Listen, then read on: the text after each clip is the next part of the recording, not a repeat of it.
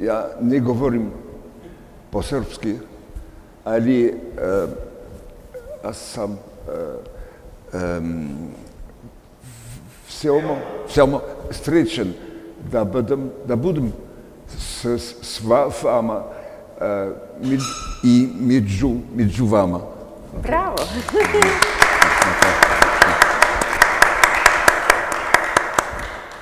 Dobro večer svima. Velika mi je čast i zadovoljstvo što mogu večeras da razgovaram sa gospodinom Brunom Monsažon, right? Koji je započeo karijeru kao violinista, ali poslednjih 30 godina se prvenstveno bavi snimanjem dokumentarnih filmovima posvećenim nekim od najvećih muzičara današnjice.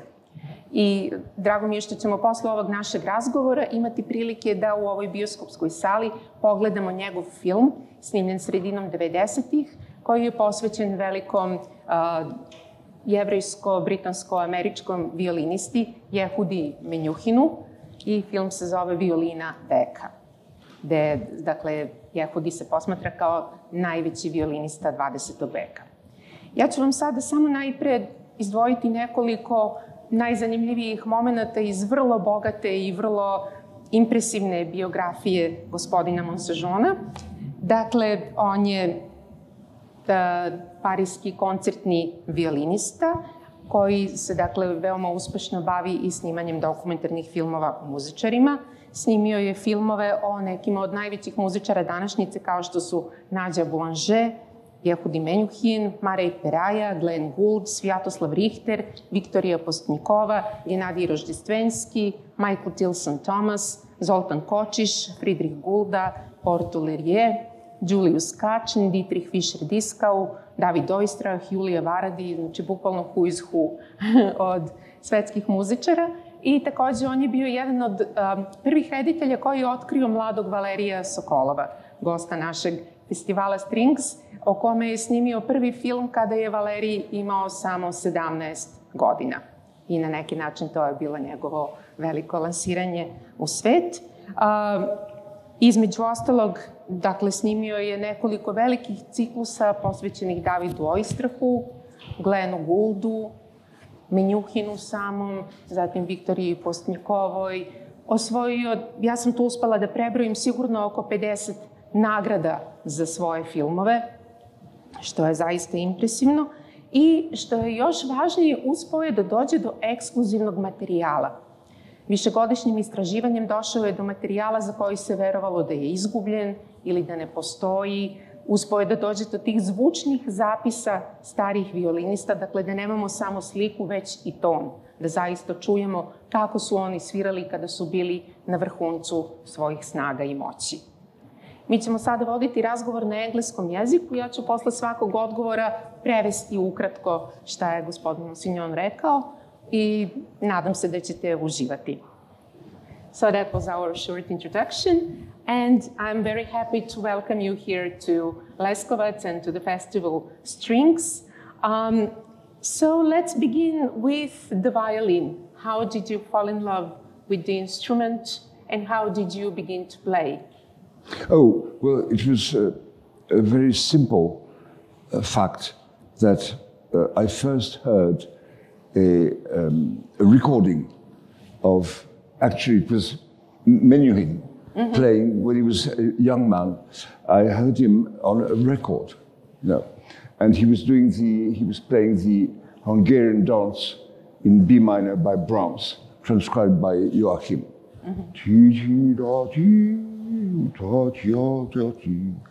And although at that age I was 4 or 5, I had no beard, but I felt that my hairs, not my hair, but my hairs were going like mine. It was a tremendous experience.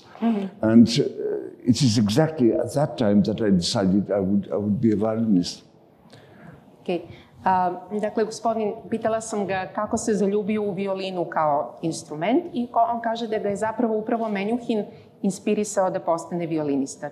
Slušao je njegov snimak, LP ploču, na kojoj on svira Brahmsovu mađarsku igru u transkripciji za violinu i to je bilo tako jedno fantastično iskustvo da je tog trenutka odlučio da postane violinista. And then a little later, still connected with the violin, I heard a recording of David Oistrakh playing Scheherazade by Rimsky-Korsakov, all the solos. Yeah. And then the fifth Mozart concerto in A major, and I remember particularly the cadenza. At the end of the Joachim cadenza, the violin does something of the kind, and just that little slide between the B and the A chord was so striking that the recording got worn out because I would play that constantly all the time. It was so moving. And then, of course, I hope I stopped being completely obsessed with the violin to absorb music as such. Okay. Dakle, još neka značajna iskustva bile su kada je prvi put čuo Davida Oistraha kako svira, pogotovo Šeherezadu rimskog Korsakova i peti Mozartov violinski koncert sa kadencom Jozefa Joahima.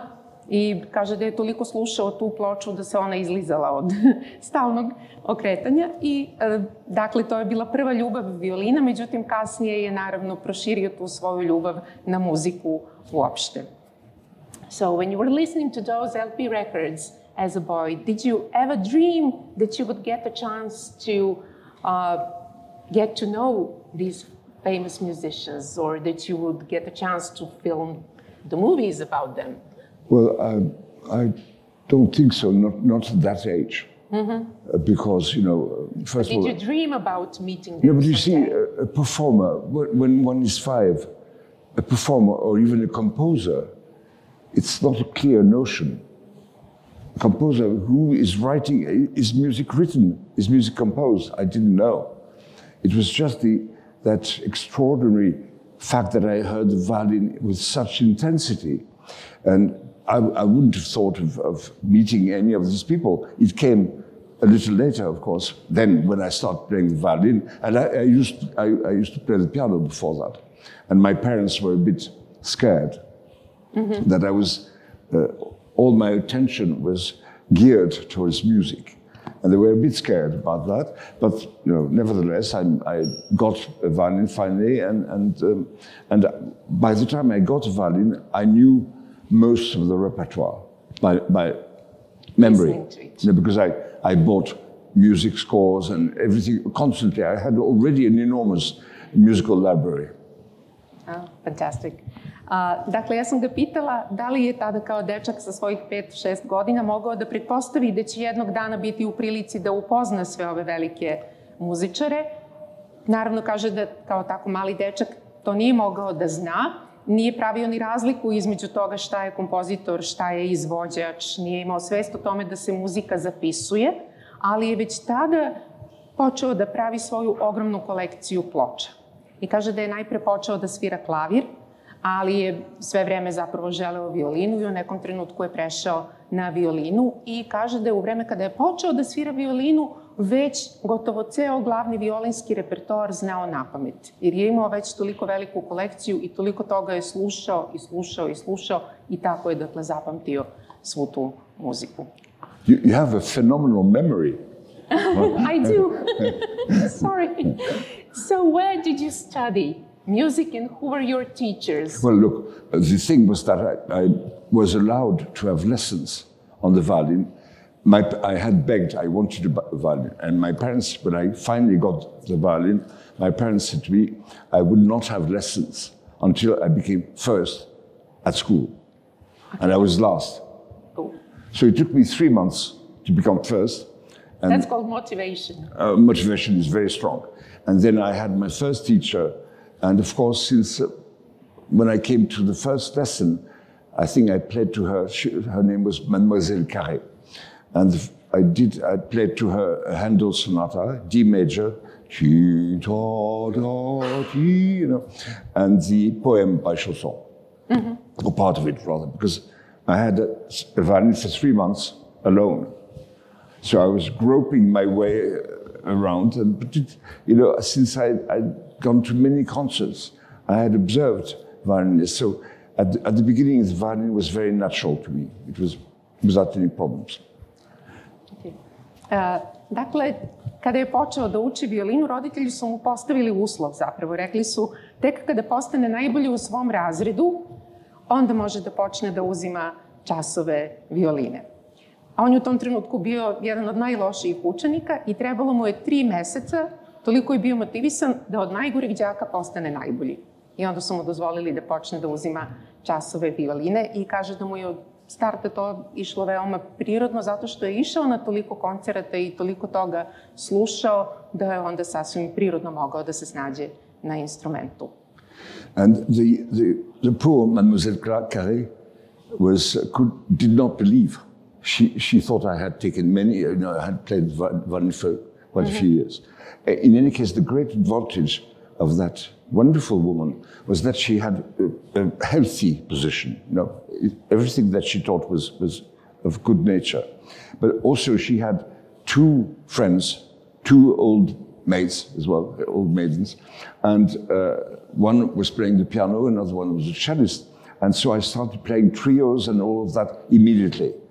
And of course, it was no problem because the pianist was a big lady, and she would make an enormous amount of wrong notes, so it didn't bother. But I became familiar with the music that interested me.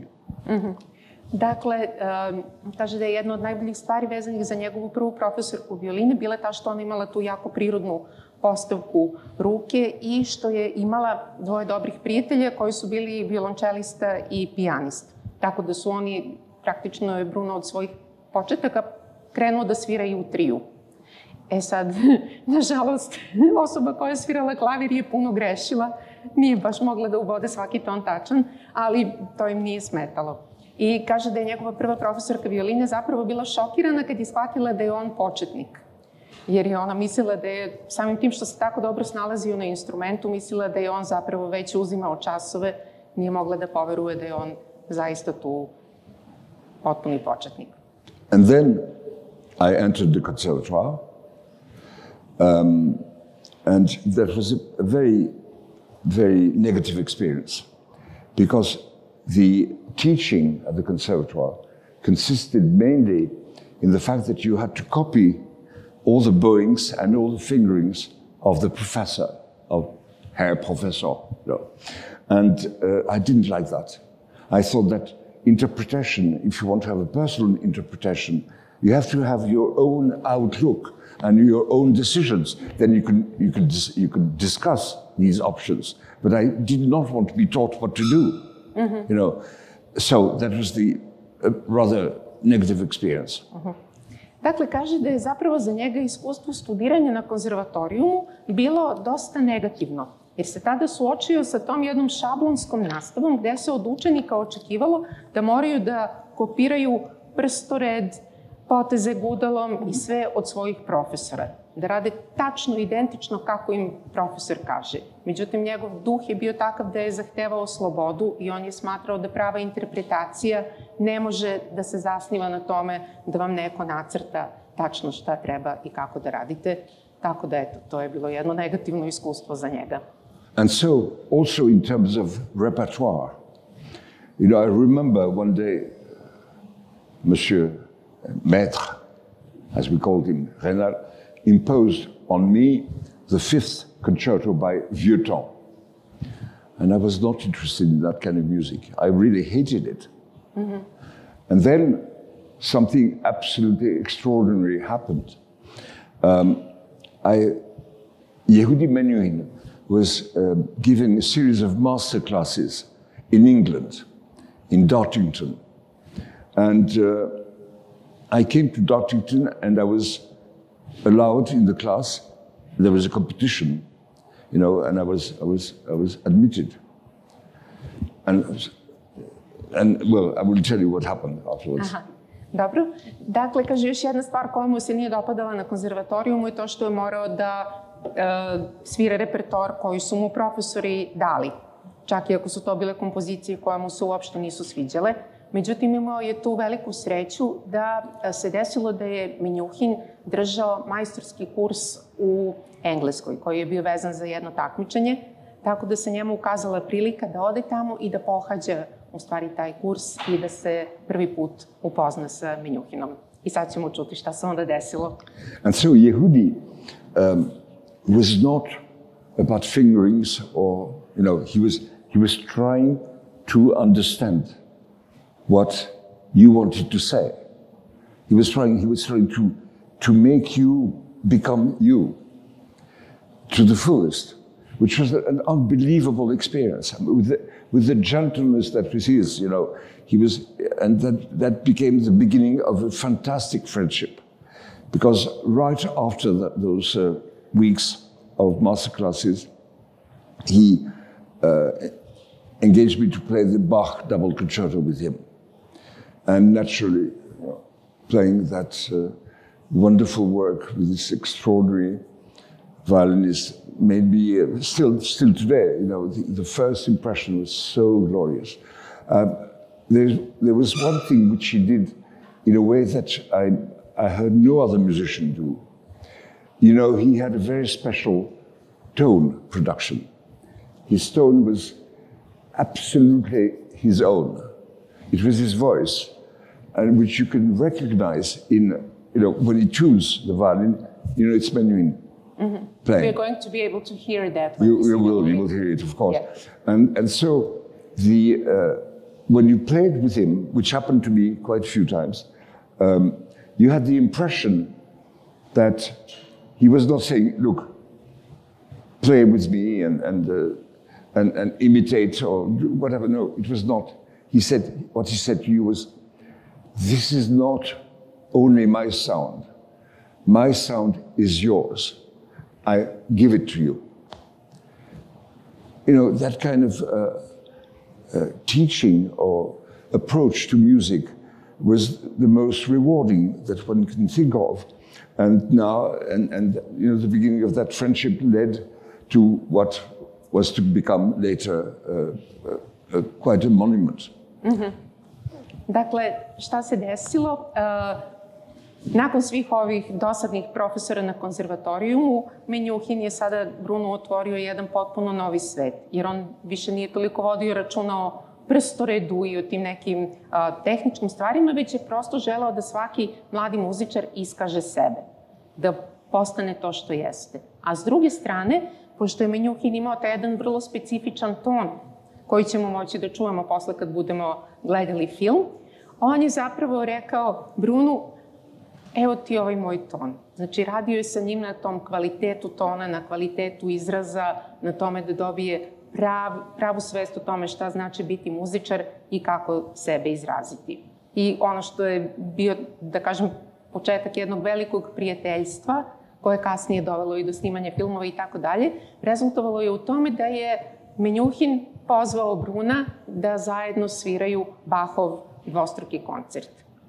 Što je, možete misliti, za jednog mladog muzičara bilo potpuno svemirsko iskustvo i nešto što pamti do današnjih dana.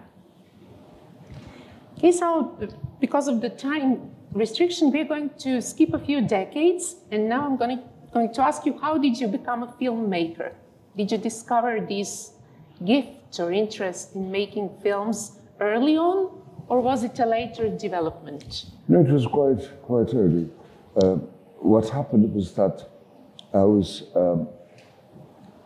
I really felt I wanted to create something.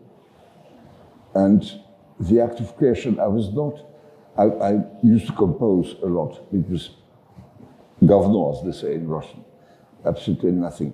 And then I had the audacity of making my first television programs, not films, television program, with Menuhin again, which I did. I did something about Central Europe and the violin. The gypsy phenomenon was the first episode. The second was the Jewish people and the violin. And the third was two great figures, Enesco and Bartok. And we did that, and that program had quite a lot of success. And then I decided the first thing I wanted to do was to write to Glenn Gould whom I had heard in Moscow a few years before. I had met him in Moscow, although he was not present. So that was the best part of presence, which was not physical. But I remember I bought the whole shop, all the records, because I didn't, you know, what happened in Moscow in those days. You had to decipher the most unbelievable scribblings, you know, that were not clear. They had few titles, 60 at the most, and I decided to buy the whole thing. Wow. And came back to the dormitory where I was, you know, studying for 2 weeks, and I put on the record. I saw in the pile of recordings that I had bought, I saw at some point Glenn Gould, Concerti in Strade, from the concert, live recording. And I knew his name, but nothing more. And I put that recording that night, and I heard very clearly the voice, come and follow me. So that was an essential, you know, there was my life before Glenn Gould and my life after Glenn. Mm-hmm. Ok. Dakle, postavila sam pitanje, morali smo, da bismo skratili razgovor, preskočili nekoliko decenije i onda sam ga pitala kako je odlučio da postane reditelj. Kaže da je zapravo bio motivisan željom da stvara. I mada je pokušao da komponuje, nije zapravo bio zadovoljan svojim kompozicijama, a onda mu se ukazala prilika da počne da snima emisije za televiziju. I to je prva emisija zapravo bila sa samim Menjuhinom. Pored toga imao je posvećene kompozitorima Bartoku, Enesku i tako dalje. I u stvari nakon toga je stekao samopouzdanje da počne da se bavi i filmom. A kaže takođe da je jedan od revolucionarnih događaja u njegovom životu bio kada je otkrio interpretacije Glena Goulda. I to se desilo u Moskvi, tako što je negde kupio nekih 60 ploča napisanih nekim nerazumljivim fontom, nije ni znao šta je uzeo, ali video je ime Glenn Gould, stavio da sluša tu ploču i tu mu se sada otvorio ponovo potpuno novi univerzum, tako da kaže da deli svoj život na vreme pre i posle otkrića Glena Goulda i onda je čak skupio hrabrost da piše Gouldu i da stupi u kontakt sa njim zbog potencijalnog snimanja. So, then a little later, 5 years later, I had an experience in television somehow, because I had played a lot of concertos and sonatas for television, and I observed what they were doing, although it was terribly badly done. You know, television is something which I hate, but it was not done properly. But at least I understood that there was a way that might make a film. And I wrote a letter to Glenn Gould via CBS, New York. And the wonderful thing was that 6 months later, I think I wrote in October, and I got his letter in March, the year after. And the letter that he wrote to me was 26 pages long. Wow. Well, he was a writer. He loved to write. And at the end he said, come and see me to Toronto. Ok.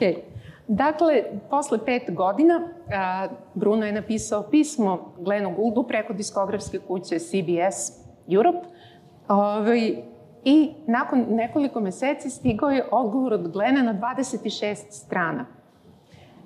Pošto je Glen u stvari bio i bavio se i pisanjem i volao čovek očigledno da piše. Dakle, 26 strana dugačko pismo i na kraju je pisalo dođi da me posetiš u Torontu. So, you know, it would be a very, very long story if I wanted to tell it in details, and the details are very amusing usually with Glenn. Mm-hmm. In any case, you know, we finally, he reserved a hotel. You know, no one had access to him. You know, he was a completely solitary person. But, you know, with me it was no problem.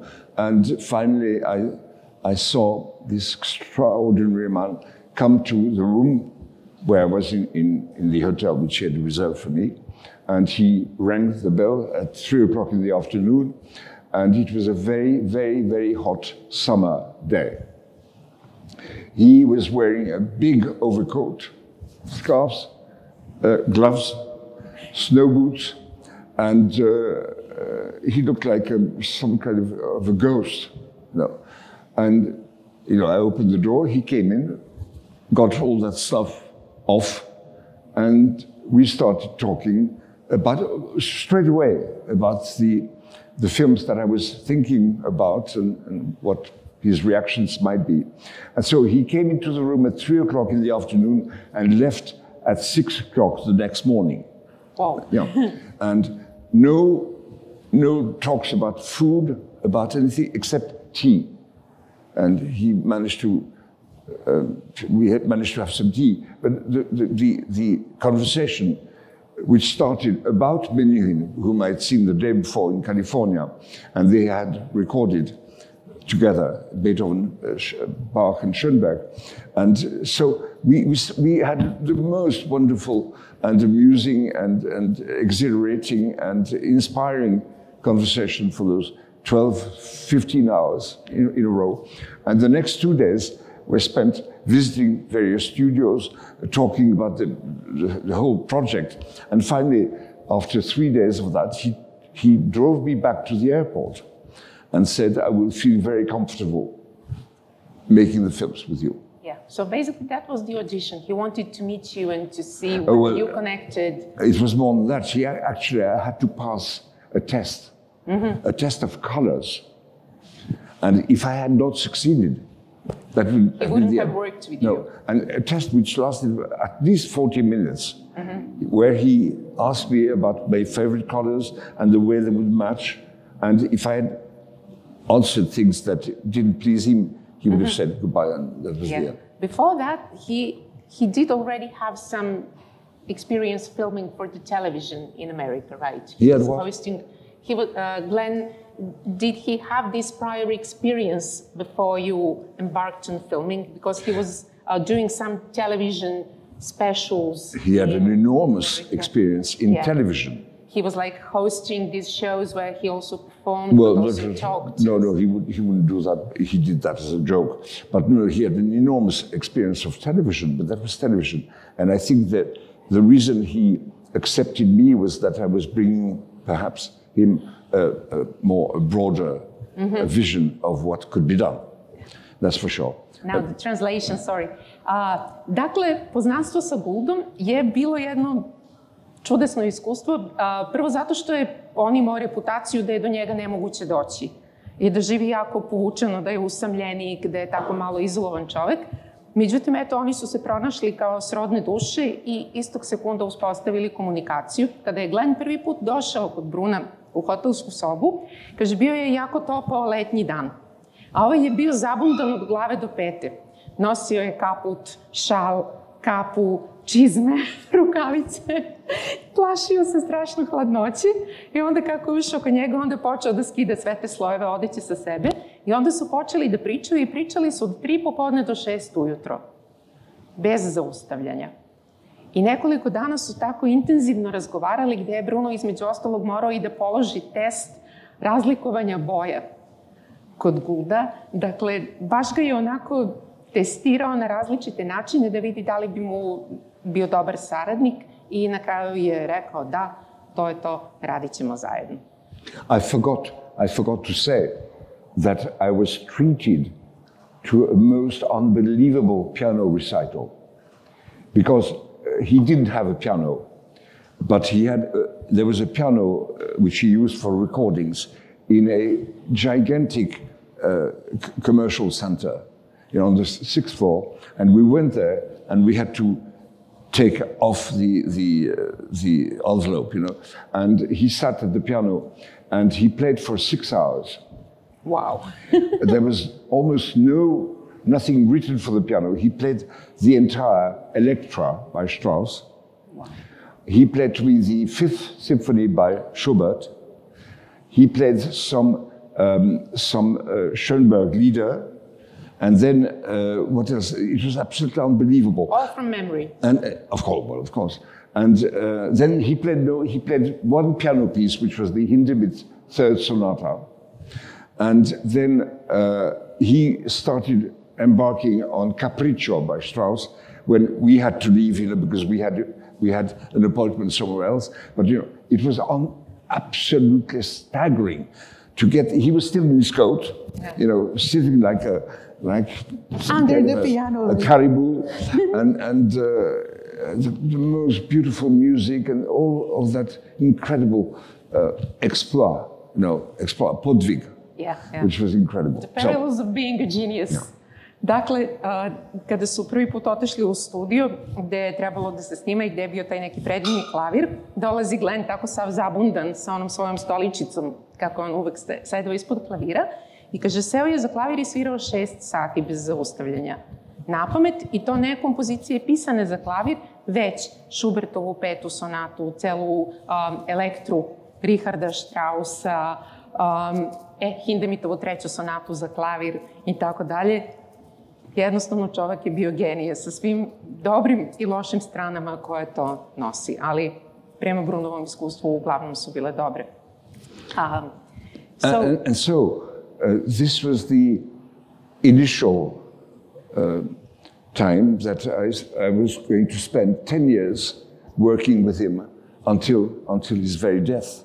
The next 10 years were devoted, and we managed to make, during that time, 4 films first, and then we made 3 films around Bach, which were called the Question of the Instrument, and Art of the Fugue, and the Goldberg Variations. These are the 3 Bach films. We were supposed to make 5 films on Bach, but he died, And but look, I'm starting telling you stories about my relationship with Glenn Gould, it might be endless, and so you will have to write a book make it about short. that. Yes, yeah. Or make a film. Dakle, prosto previše ima tih anegdota vezanih za Goulda, nećemo ih sada sve slušati, ali eto, znači, njihova saradnja je trajala više od 10 godina, sve do Gouldove smrti, i za to vreme uspeli su najpre da snime 4 filma, nakon toga još 3 filma posvećena Bachu, odnosno Gouldovim tim čudesnim interpretacijama Bacha, i zapravo je bio plan da snime 5 filmova, međutim, Gould je preminuo tako da to nisu uspeli da ostvare. We need to be getting close to the end of our conversation, yes. But your biography, so many impressive names that you have worked with and filmed about, so these people who gave you access to their lives, not just professional lives, but also personal. You got to know them as human beings, not just as these people on the records and on the stage. So, it's a difficult question, because after all, a film, what I really wanted, a film has to be a drama. It has to have a dramatic structure. Do you write a script? One writes a scenario, a script, and it's got to be, with Glenn, it was essential, it was all, and we talked for months, and, and used the telephone a lot, and written form as well. So, but I think this is the essential thing. A film is not a reportage. It's nothing to do with journalistic approach. A film must be a drama, a drama which may be amusing, which may have all the colors of drama, but it has to have that thread. And this is what I learned little by little, and which I hope I've been able to make use of when I had that enormous. Now looking back, I'm a bit scared. But it's been a very inspiring thing to do, and still is now, because I'm far from having finished. Perfect. Okay, so. Yeah. Dakle, pitala sam ga, odnosno nije čak ni bilo pitanje, s obzirom na to da je snimio toliko filmova sa nekim od najvećih imena 20. i 21. veka, dakle, oni su mu dali da pristupi njihovim životima, ne samo profesionalnim, već i privatnim. sa nekima je postao i prijatelj.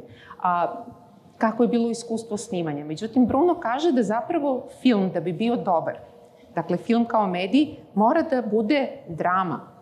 Mora da ima nekakav zaplet, mora da ima nekakav rasplet, strukturu filma da bi držao pažnju i da se ne bi pretvorio u puku reportažu, jer to onda nije kvalitetan film. Tako da, u stvari, on za većinu svojih filmova piše scenario.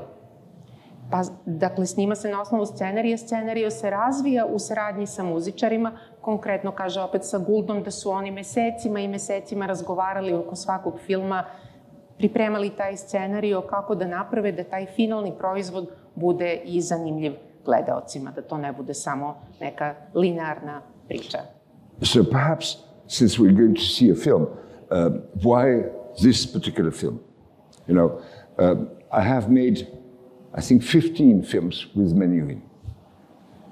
This one we chose together with Damian, you know, because I didn't know what he might have wanted, and we chose Menuhin simply because I thought it would be fine with this festival, and because there are string players and they might be interested in hearing that extraordinary violinist, in my mind, the greatest who ever lived, and in terms of virtuosity when he was young, and then because of his the greatest of his conception, and the fact that he's perhaps the most deeply moving violinist who ever was.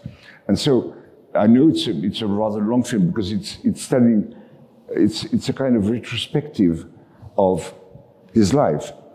I mean, his life as a musician, basically. You know, I'm not interested in so much in biographical elements, but also the fact that during those 30 or 40 years that 60 years that I have known him. I mean, even more if I count that I started knowing him when I was 5. So, yeah, with the record. Ever since we first met, 60 years, and I carried out a gigantic research for documents that I was hoping to find. And so that in the film you will see lots of ancient documents, but also a lot of my films about him, you know, which I inserted in that particular film. And the archival footage that you I'm sorry? The archival footage that you discovered, you know, archival footage, of course, but also archival footage from my own films. Yes. You know, because we worked on such a long period of time that it was possible. So this is the reason why Damian and I together decided to show you this film, The Violin of the Century. Ništa, samo kratko objašnjenje zbog čega je izabran baš ovaj film koji ćemo sada gledati, Violina veka. Dakle, Bruno je snimio oko 15 filmova samo o Menuhinu. I oni su se poznavali, skoro 60 godina. Zapravo, što kaže Bruno, još i duže, ako uračuna da je njegov prvi susret sa Menuhinom bio preko one ploče koju je slušao kad je imao 5 godina. Izabrali su ovaj film zato što on predstavlja neku retrospektivu Menuhinovog profesionalnog života. Dakle, nisu ga toliko interesovali biografski detalji, već upravo ta evolucija Menuhina kao muzičara. I u ovom filmu koristi jako mnogo arhivske dokumentacije. On je, dakle, godinama morao da pretražuje, kopa, traži materijal. Dakle, ima jako mnogo tih arhivskih dokumenta, ima jako mnogo arhivskih snimaka, sačuvanih starih filmova, ali tu se zapravo pojavljuju i odlomci iz Brunovih ranijih filmova o Menuhinu koji su sada inkorporisani u ovaj jedan malo duži film. Ja samo da pitam koliko je sati, koliko vremena još imamo? I thought that maybe after we see the film, maybe questions, and I would be at your disposal if you want to carry on with the conversation. I don't know. If you have any questions, of course, I'd be happy to answer them. But maybe after the film might be more productive. Who knows? I'm going to ask whatever you feel like. Koliko je sati sada? Da, znači najbolje da mi sada pogledamo film, pa nakon projekcije filma, ako još neko bude zainteresovan da postavi pitanja ili da razgovara sa Brunom, on je vrlo raspoložen da priča o tome i da ga pitate sve što vas bude interesovalo. Tako da, eto, ja se zahvaljujem svima koji su prisustvovali. Merci. Hvala. Thank you so much.